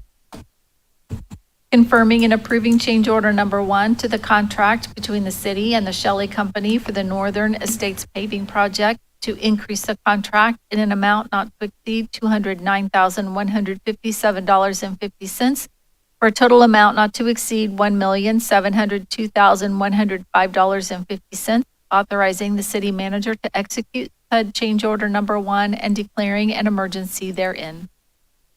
So moved. Second. It's been moved and seconded. Just a reminder to the public, we have to stay on top of these asphalt projects, the street projects, as much as we possibly can. Otherwise, we're going to find, communities are going to find themselves in the same spot in 15 years, or we have been the last several years trying to make up for what wasn't done for a decade. Yeah, and this is our part of our neighborhood streets paving program, which is a result of the levy that was originally approved in 2017 and then renewed in 2021. And we've been able to pave over 100 streets. This year's project is up in the Northern Estates area, as this item mentioned. And what I'm glad to see too, and by that due diligence by our service department and the working with the contractors, they're actually out there working now. Which a lot of times we're one of the last communities to see paving, and a lot of this work doesn't happen until after Labor Day. So I'm glad to see that it'll be happening earlier in the summer rather than later this time. Brian, I have a quick question for you. That's a pretty substantial increase. Can you explain why? Yeah, this added additional areas. Chris, you want to speak to those additional streets that are included now? Yes, Commissioner, so this money was budgeted. This money was in the estimate, but 2 streets that were part of the project, Vester Avenue and Colony Lane, were not included in the original bid. So although this is increasing the contract amount, it is not increasing the budgeted amount for the project. Okay, so we're getting a couple of extra streets than what was. Yeah, originally. actually, Vester Avenue's done. Okay, great. Yep. Thank you. Thank you. Comments from the audience? Clerk, call the roll. Mr. Ricketts? Yes. Mrs. Tackett? Yes. Mr. Wallace? Yes. Mr. Rigsby? Yes. Mr. Rue? Yes. confirming and approving a sub-grant award agreement for the acceptance of up to $119,939.75 through the 2026 State of Ohio City of Springfield Violent Crime Reduction Grant Program from the Ohio Office of Criminal Justice Services, authorizing the city manager, director of finance, and law director to perform all acts and execute all documents considered necessary to fulfill the city's obligations under said grant and to comply with all relevant local, state, and federal legal requirements and declaring an emergency therein.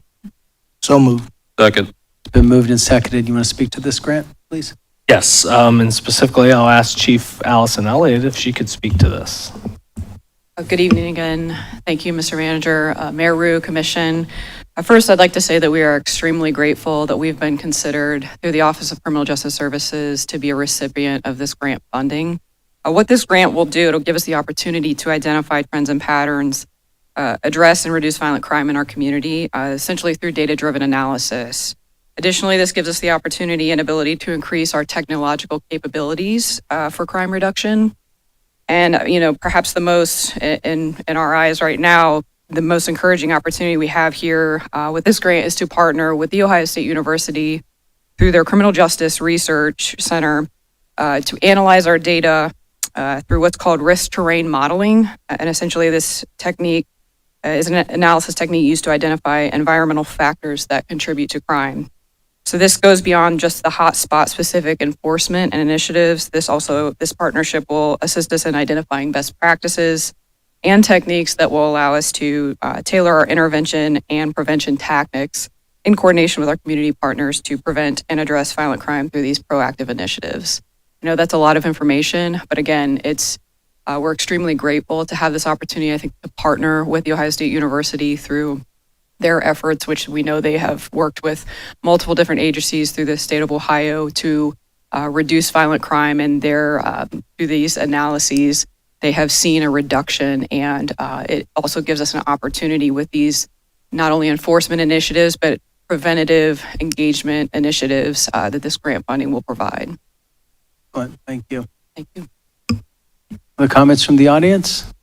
Clerk, call the roll. Mrs. Tackett? Yes. Mr. Ricketts? Yes. Mr. Wallace? Yes. Mr. Rigsby? Yes. Mr. Rue? Yes. Providing for supplemental appropriations within various funds and declaring an emergency therein. So moved. Second. Been moved and seconded. Ms. Katie?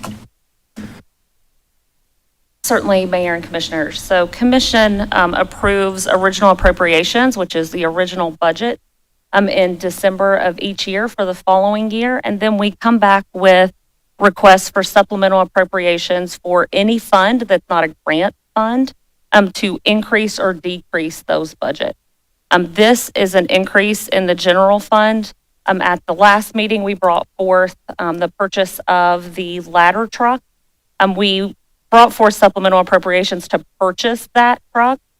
What we did not bring forward was the appropriations in the general fund to transfer monies to the permanent improvement fund. So we are bringing that forward tonight so that we can actually complete that transfer. Then in our community activities fund, we are appropriating donations that were received so that those monies can be expended. And then in our permanent improvement fund, we had some elevator damage due to a recent storm out at the air traffic control tower. We have received insurance proceeds for that claim, and so now we are asking that we can appropriate those monies that we have received in order to complete that repair. And I would just like to jump back to, as we're talking about the budget and supplemental appropriations, many of the items that you hear on the agenda tonight.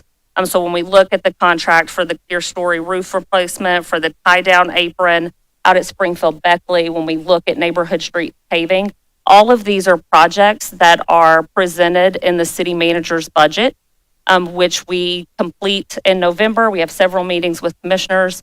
That document is available on the city's website at springfieldohio.gov. The reason that this is an emergency is so that we can get those budget dollars in place and get purchase orders in place so that we can expend these dollars. Thank you. You're welcome. Other comments from the audience? Clerk, call the roll. Mr. Ricketts? Yes. Mr. Wallace? Yes. Mr. Rigsby? Yes. Mrs. Tackett? Yes. Mr. Rue? Yes. Confirming purchases and the obtaining of services for the city and providing for payments therefore and declaring an emergency therein.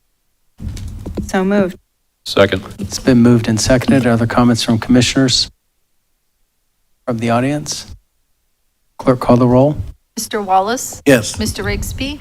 Yes. Mr. Ricketts? Yes. Mrs. Tackett? Yes. Mr. Rue? Yes. The following, nope. A motion to publish tentative assessments to property owners for the 2024 sidewalk curb and gutter program. So moved. Second. Been moved and seconded. Other comments from commissioners? From the audience? Clerk, call the roll.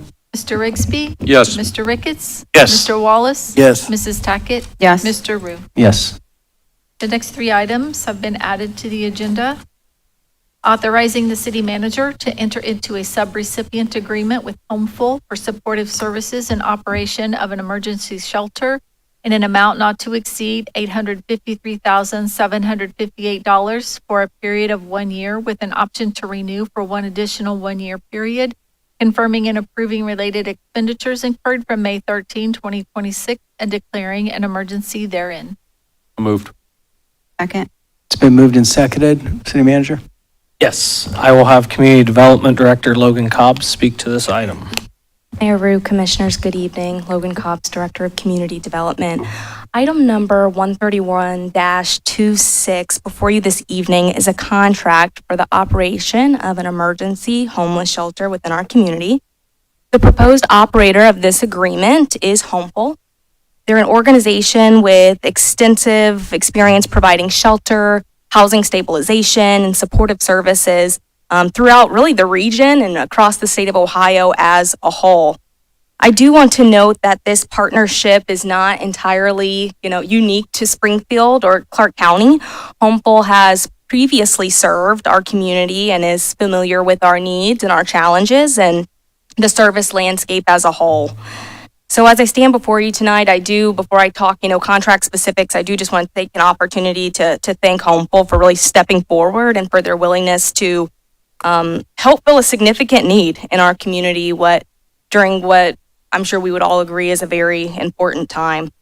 Quite frankly, many operators may not be willing to step into an environment that's as complex as this one, and I think it's important to recognize and really appreciate their willingness to partner with us and serve our residents. So under this agreement, Homeful will be responsible for all day-to-day operations of the shelter. So that would include staff, that would include intake, facility management, coordination of services, and supportive services for displaced single men and women and families. And of course, that includes children. So those experiencing homelessness in our community. This agreement before you tonight would become effective tomorrow with shelter operations officially anticipated to launch on Friday. The total contract amount is a not to exceed amount of $835,758. I think it's important to note, as is the case with all of our grant agreements, this is on a reimbursement basis. So we would be reimbursing them based off of the invoices and the funds that they have already expended. So that does not necessarily mean that the full grant amount would be expended.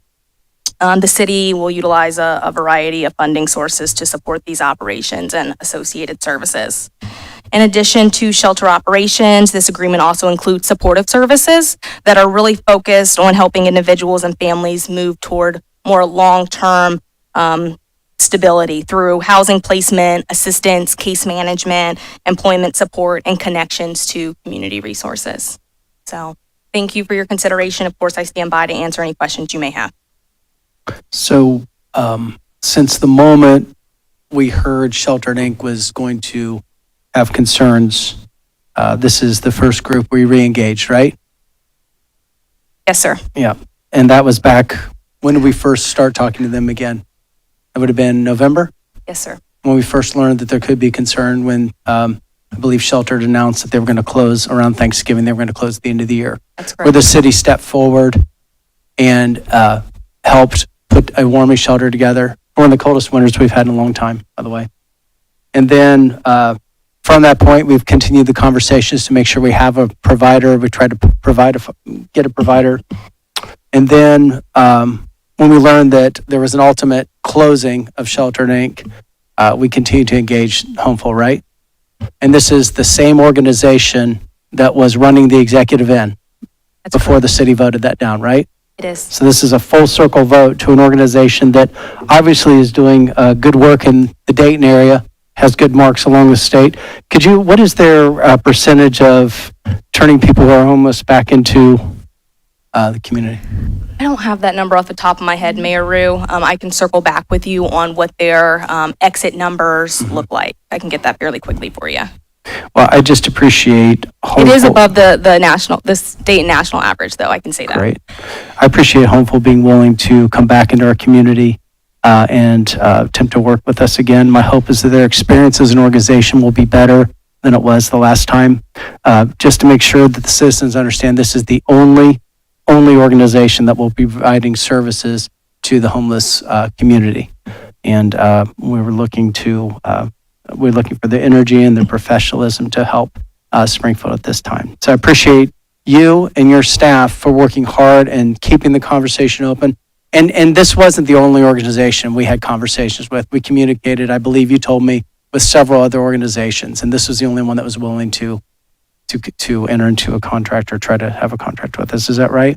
It is. It's a difficult space, obviously. You know, as we know, so many nonprofits are simply trying to serve their own community. So to ask them to take on another municipality, another community as well can be difficult. So we extended those conversations through email and phone call, and many nonprofits just said, we don't have the capacity. We wish we can help, but we're struggling ourselves. So again, it really speaks to the volume of Homeful stepping up in such a big way and filling this gap for our community. And there may be other smaller organizations that want to basically come forward and try to help the homeless community, but this would be the largest provider that we have to address the concern of how many residents are we concerned about? I mean, necessarily that will be displaced as of the 22nd?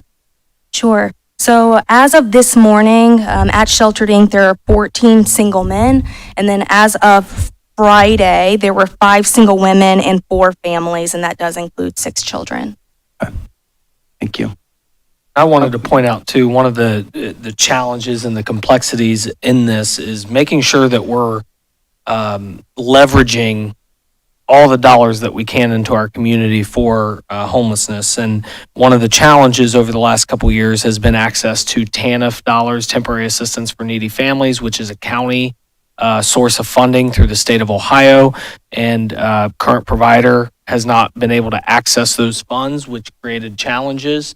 And so we're hopeful that the county will be able to then provide TANF dollars back into the community to help assist with the homeless, because we certainly need that support and that assistance. We can't bear this burden alone. Logan's having conversations with the state of Ohio for some of their programs to try to get additional dollars back in here. Again, we heard the budget issues and challenges that exist, but it has to be more than just the city of Springfield providing those dollars and those resources to help with the challenges we see with our displaced individuals throughout our community.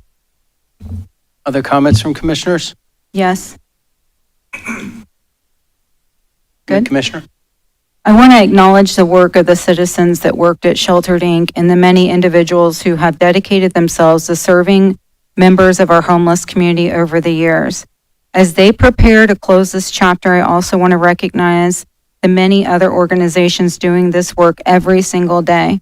Organizations like St. Vincent de Paul, Project Woman, Mental Health and Recovery Board, Springfield City Schools, and many others that step in to help individuals and families in crisis. It's important that these providers and community organizations are included in ongoing discussions as we work toward a truly comprehensive and collaborative plan for homelessness in our community. I also think it's important to acknowledge a difficult reality honestly and compassionately. Not every individual experiencing homelessness is ready to accept help immediately. Some are struggling with addiction or mental health challenges. Some have pets they don't want to leave behind. Some have legal issues or warrants they need to address. Some simply are not ready to engage with services yet. That does not mean services are unavailable or that organizations are not trying. We cannot solve problems we refuse to acknowledge honestly, and recognizing those challenges is part of building effective solutions. Thank you. You want to speak to the microphone, Commissioner? As part of this, can we talk about where the new shelter is going to be? Yes, Commissioner. The emergency shelter site will be at the former Fire Station 5, which is on Commerce Road. That will be serving single men, single women, and families with children under one roof. Shelter operations will be constructed in a way to ensure appropriate separation and privacy for men, women, and families. And Homeful leadership has already begun operational planning related to meal service, shower schedules, intake procedures, staffing levels, safety considerations, and really just day-to-day operations of the shelter. And this isn't a permanent site No, for sir. them. What is the timeline that may happen, or if they find something that they can move into, what does that look like? Thank you for that question. So absolutely, this site is intended for temporary emergency shelter. As operations stabilize, efforts will immediately begin to identify and pursue more sustainable long-term shelter locations. But this is by no means the be-all, end-all of services. I'd also like to comment, I'd like to really congratulate you for putting this together. I know how hard you've worked on this for a long time. And we looked at other locations, and for one reason or another, there's no empty building, there's no shelter that we can just walk into and without spending millions of dollars on updates. The fact that we're able to use a former firehouse that's city property allows us to do this without spending a huge amount of money on capital outlays, which allows us then to put more money towards actual services. And as I say, I know you've worked on this long and hard, and I just want to congratulate you for your hard work. Sir, I truly appreciate that. Congratulations, but I think this is a congratulations and a win for the community as a whole. To have a new operator willing to come in and operate a site that, to your point, we currently own, that was currently a governmental site is a really big win. And truly, this is a team effort, is as everything we do here at the city. So thank you. Thank you. Comments from the audience? Clerk, call the roll.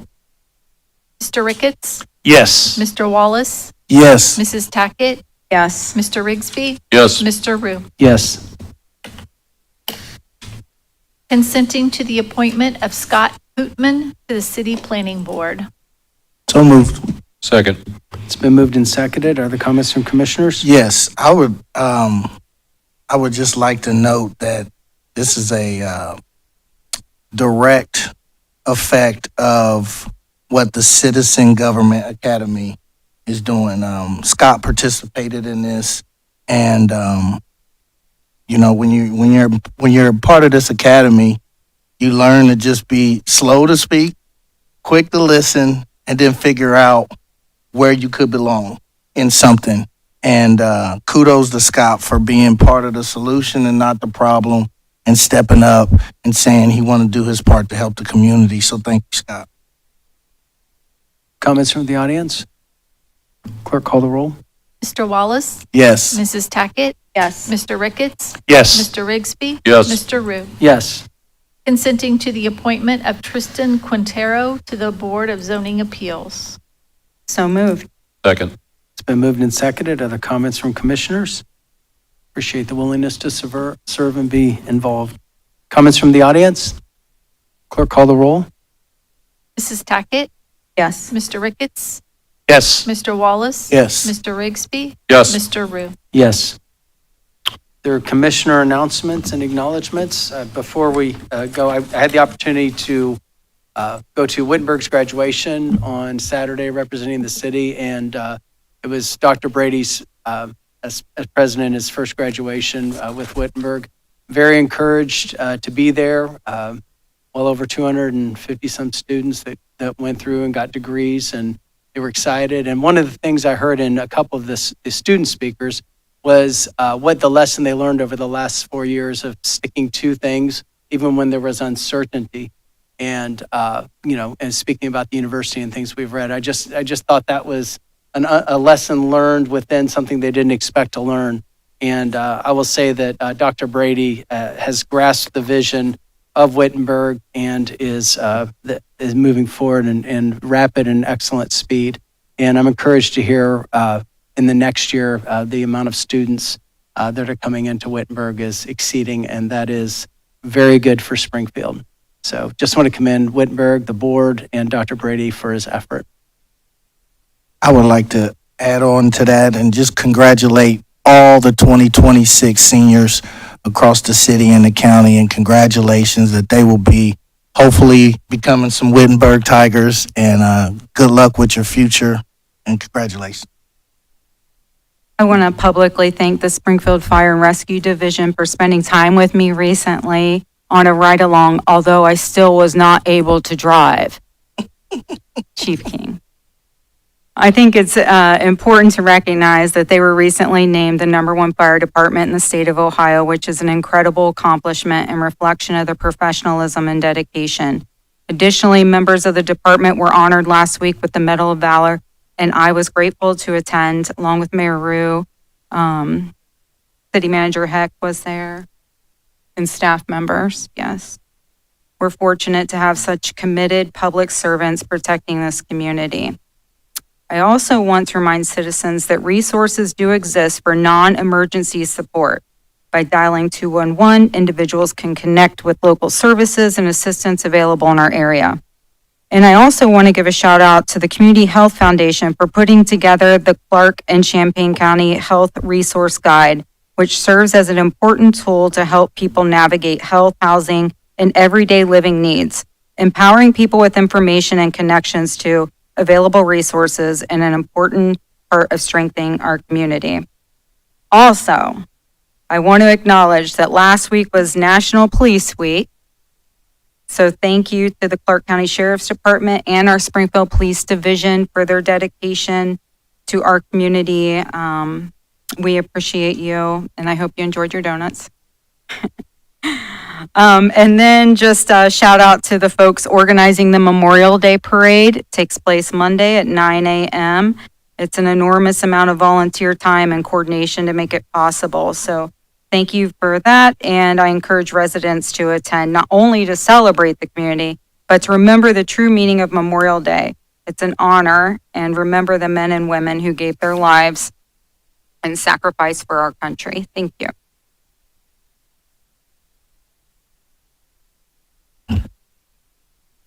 Last year, the Springfield City Commission approved an agreement with the Miami Valley Fair Housing Center to promote fair housing in accordance with Fair Housing Act and applicable Ohio fair housing laws and regulations. This partnership is intended to help ensure equal access to housing opportunities for community members. Through this collaboration, we aim to educate the community, prevent housing discrimination, and support both tenants and housing providers in understanding their rights and responsibilities. The first community education session is scheduled for June 1st and will be the first of 3 planned sessions. We invite tenants, landlords, realtors, property managers, and anyone interested in learning more to attend the Fair Housing information session on June 1st from 5 o'clock to 6:15 at the Clark County Public Library main branch. A flyer and additional information about this session can be found on the city's website and on our Facebook page. Thank you.